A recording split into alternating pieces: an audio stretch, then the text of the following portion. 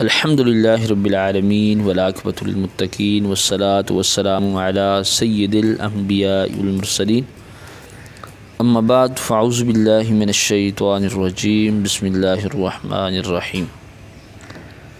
محترم سامعین ناظرین، دعا ہے کہ رب تبارک و تعالیٰ آپ کی تمام پریشانیوں کو دور فرمائے، تمام رکاوٹوں بندشوں کو دور فرمائے اور رزق میں رب تبارک و تعالیٰ مزید برکتیں وسعتیں عطا فرمائے۔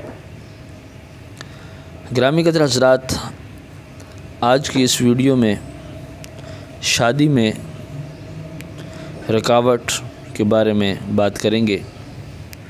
بہت سارے دوستوں نے یہ کمنٹس کیا تھا کہ ہماری شادی کے اندر رکاوٹ آ رہی ہے، منگنی ہو گئی ہے لیکن شادی نہیں ہو رہی، یا پھر رشتہ لینے کے لیے والدین لڑکی والوں کی طرف جاتے ہیں، وہ پہلے ہاں کر دیتے ہیں اور بعد میں نہ ہو جاتی ہے۔ اس قسم کی تمام رکاوٹوں کو دور کرنے کے لیے آپ تمام دوستوں کی خدمت میں ایک نایاب وظیفہ اجازت عام کے ساتھ دے کر آیا ہوں۔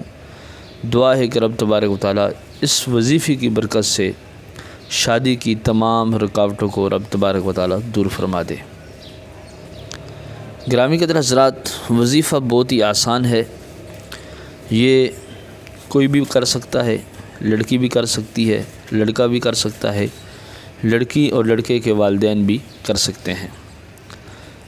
اگر والدین کریں گے تو وہ اپنے لڑکے یا لڑکی کی نیت سے کریں گے، لڑکا اور لڑکی اگر کریں گے تو وہ خود کریں گے، اور نیت یہی ہوگی کہ شادی کے اندر، نکاح کے اندر، رخصتی کے اندر جو بھی رکاوٹ ہو، رب تبارک و تعالیٰ اس وظیفے کی برکت سے اس بندش کو، اس رکاوٹ کو دور فرمائے۔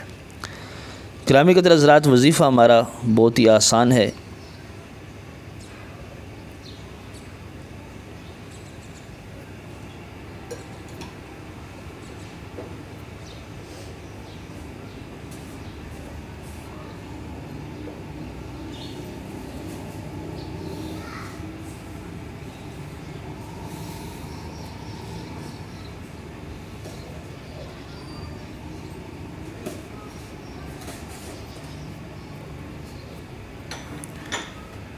وظیفہ ہے جی ہمارا، یا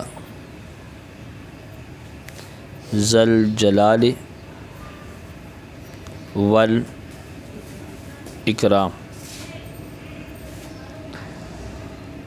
محترم سامعین ناظرین، یا ذل جلال والاکرام، یا ذل جلال والاکرام، یہ ہمارا وظیفہ ہے۔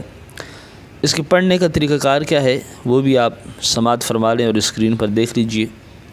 نماز فجر کے بعد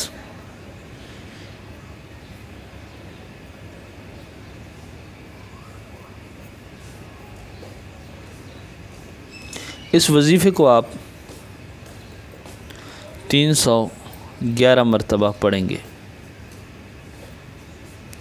نماز عشاء کے بعد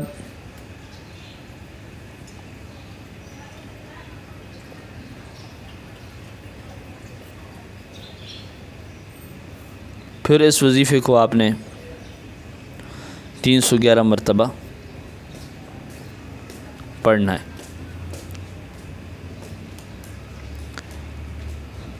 مدت عمل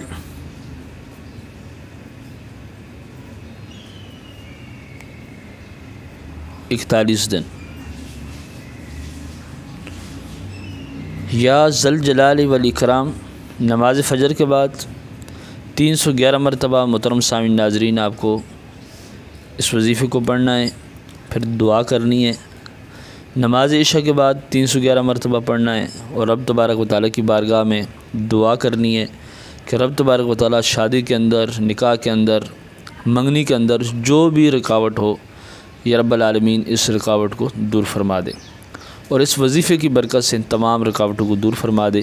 تو انشاءاللہ تعالیٰ اس وظیفے کی برکت سے رب تبارک و تعالیٰ آنے والی ہر قسم کی رکاوٹ کو دور فرما دے گا۔